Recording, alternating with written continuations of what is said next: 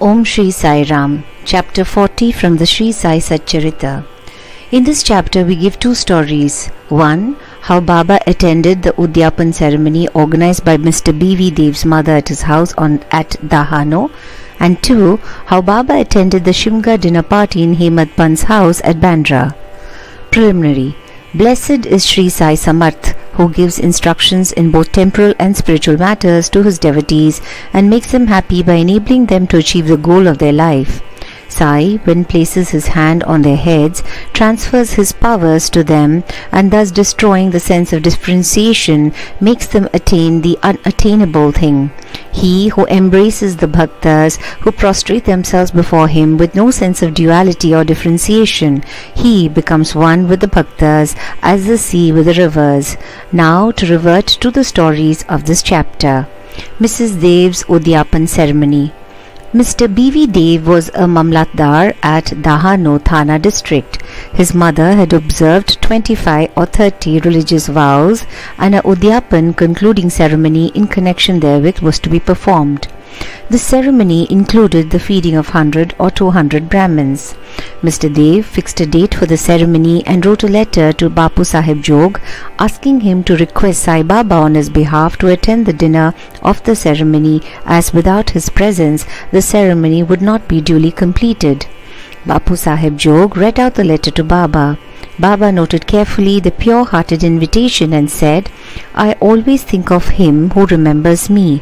I require no conveyance, carriage, tonga, train or aeroplane.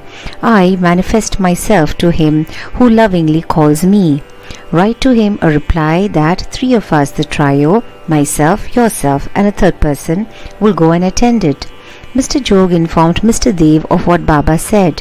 Mr. Dev was much pleased, but he knew that Baba never went to any place except Rahata, Rui and Nimgaon in person. He also thought that nothing was impossible for Baba as he was all-pervading and that he might suddenly come in any form and fulfill his words.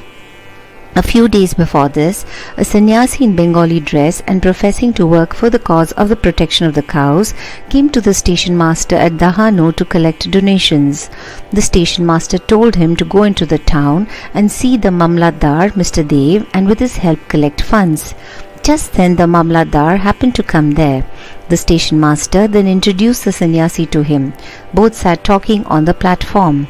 Mr. Dev told him that a subscription list for some other charitable cause had already been prepared by the leading citizen, Rao Sahib Narottam Shetty, and so it was not proper to start another subscription list, and that it would be better if he would visit the place after 2 or 4 months. Hearing this, the sannyasi left the place.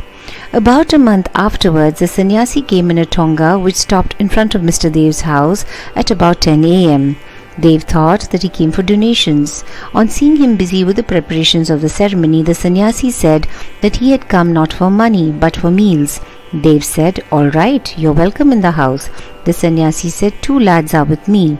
Dev said, Well, come with them.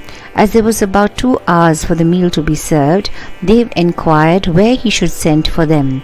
He said that it was not necessary as he would come himself at the appointed time. Dev asked him to come at noon. Exactly at 12 noon, the trio came, joined the party and after feeding themselves went away. After the ceremony was finished, Dev wrote a letter to Bapu Sahib Jog complaining of Baba's breach of promise. Jog went to Baba with the letter, but before it was opened, Baba spoke. He says that I promised him to come but deceived him. Tell him that I did attend his dinner with 2 others, but he failed to recognize me. Then why did he call me at all? He thought that the sannyasi came to ask for subscription money. Did I not remove his doubt in that respect? And did I not say that I would come with 2 others? And did not the trio come in time and have their meals? See, to keep my words, I would sacrifice my life. I would never be untrue to my words. This reply pleased Jog's heart and he communicated the whole reply to Dev. As soon as he read it, he burst into tears of joy, but he took himself to task mentally for vainly blaming Baba. He wondered how he was deceived by the sannyasi's prior visit and his coming to him for subscriptions. How he also failed to catch the significance of the sannyasi's words that he would come with 2 others for meals. This story clearly shows that when the devotees surrender themselves completely to their Sadguru, he sees to it that the religious functions in their houses are duly executed and complied with all the necessary formalities. Hemad Pant's Shimga dinner. Now let's take another story which shows how Baba appeared in the form of his picture and fulfilled the desire of his devotee. In 1917, on the morning of the full moon day, Hemad Pant had a vision. Baba appeared to him in his dream in the form of a well-dressed sannyasi, woke him up and said that he would come to him for meals that day. This vision constituted a part of the dream. When he fully woke up, he saw neither sannyasi nor any sannyasi. But when he began to recollect the dream, he remembered each and every word the sannyasi uttered in his dream.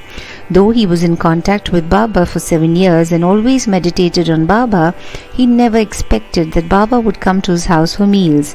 However, being much pleased with Baba's words, he went to his wife and informed her that being the holy day, a sannyasi was coming for meals and that some more rice should be prepared. She inquired about the guest, who he was and where he was coming from. Then, not to cause any misunderstanding, he gave her the truth and told her about the dream. She doubtingly asked whether it was possible that Baba should come there, Bandra, from Shirdi, leaving the dainty dishes there to accept their coarse food.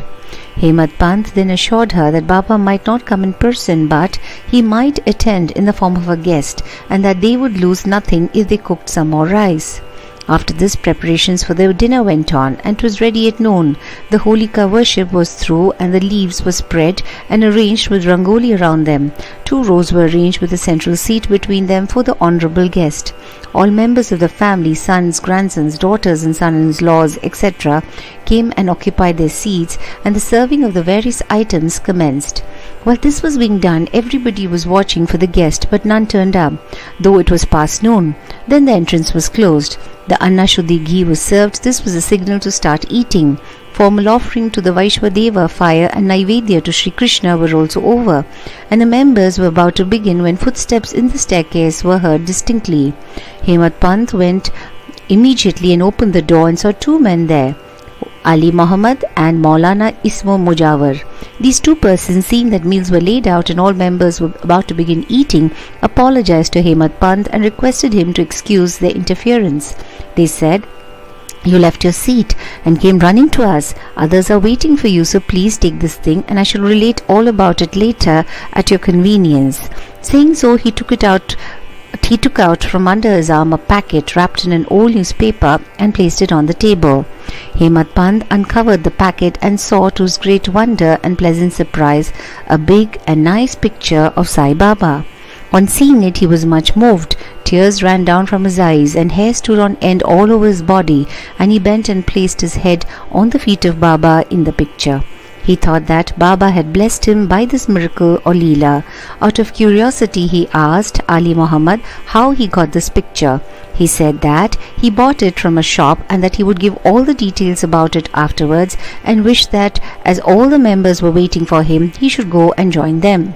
Hemad Pant thanked him, bade them goodbye and returned to the dining hall.